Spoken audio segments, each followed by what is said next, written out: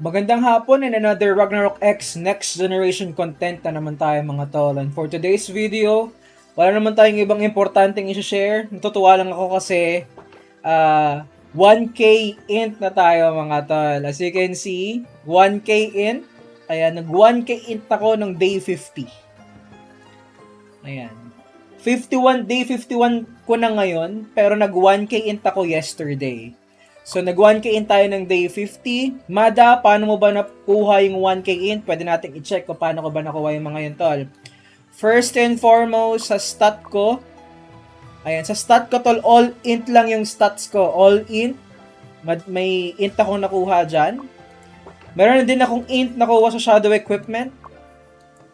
Ayan, so, level 5 int. So, meron akong 30 int na nakuha dito sa shadow.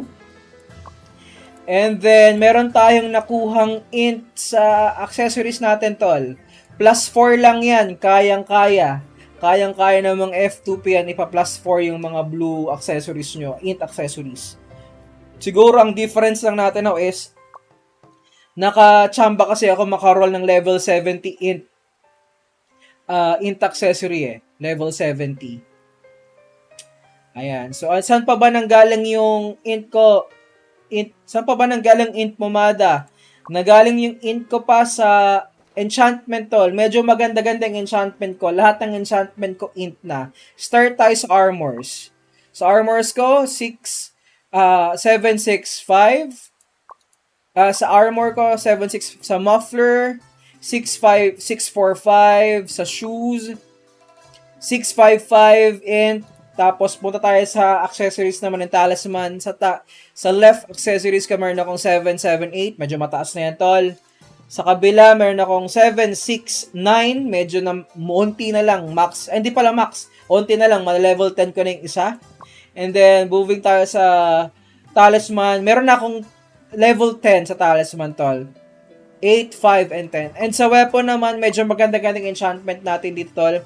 Meron akong 8, 9, 10 na int sa weapon natin. So, basically, ang nagpa 1K int ng character natin is, first is yung stats. Ayan, meron lahat nyan. And then, enchantment, SE4 na ako, mga tol. Minax ko na yung int ko doon. And then, may multiplier ako, which is yung dalawang int accessories ko, tol, plus 4 yun. Yun yung multiplier natin ng int. And then, sa enchantment, tol. Sa enchantment, medyo dyan talaga bumomba yung int. At saka isa pa pala, tol. Meron pa pala sa upgrade.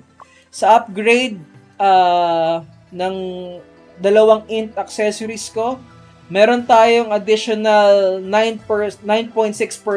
Ay, di yan. Meron tayong additional 63 na ito, sa level 30 upgrade, meron additional 75. So, yun yung mga pinanggalingan ng int natin. Normal stat, kapag nagle-level ka, SE, merong int dyan. Upgrade, merong int sa dalawang int accessories mo. If int accessories yung gamit mo, if hindi, walang int doon. So, kailangan int talaga yung gagamitin. Ano pa? Meron din bigay sa enchantment. Ayan, so, yun yung mga bigay ng accessories, tol. So, kasama na tayo si 1K int club. Meron tayong 16k raw damage. Nagawa natin to within 50 days ng server.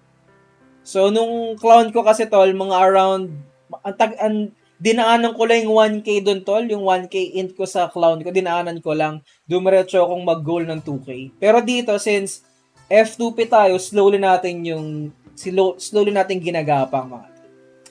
So, yun muna yung video natin for now. Again, 1K int na tayo, mga tol. Let's go. And see you on my next one. Salute sa inyong lahat. Bye!